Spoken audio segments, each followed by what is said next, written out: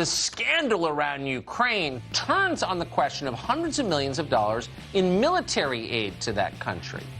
We're told that aid is sacrosanct, and if we don't send the aid, then our national security is in jeopardy. Huh?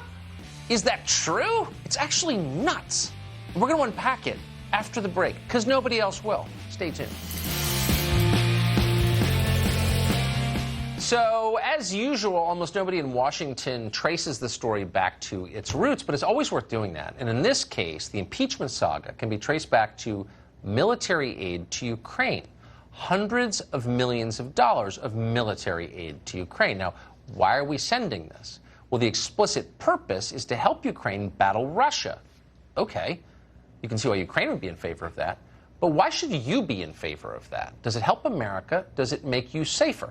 Christian Whiton is a former State Department senior advisor. He joins us tonight. Christian, thanks so much for coming on. So great to be here, Tucker. Again, really simple. If I were Ukrainian, I'd be completely in favor of this. Why should I, as an American, be in favor of this?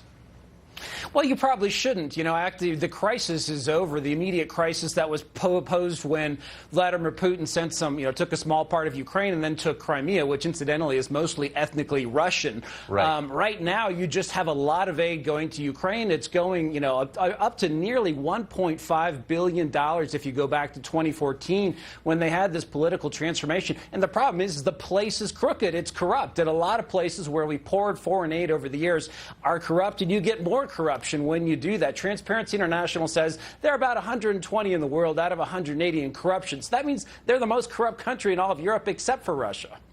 So I'm just a little bit confused by the posture I often hear in Washington where if I'm not really upset about Russia messing around in Ukraine or Estonia or Crimea or whatever, then I'm a traitor to America. Why do we care so much? I'm confused. Well, and why do we care? I mean, there's a reason to care. We don't want Russia willy-nilly invading other countries, although they're not threatening to do that now, but we should be concerned. The real question is, why doesn't Europe care? They're right there. Yeah. They're the ones. Look at Germany alone. Germany's economy is 2.5 times the size of Russia, and if you look at the whole EU, 13 times the size of Russia's economy. Going to be a little smaller at the end of the month when Britain pulls out, but they have the resources to handle this themselves. It's just funny that my country actually is being invaded by other countries from the South. Look at the population movement into the United States without our permission.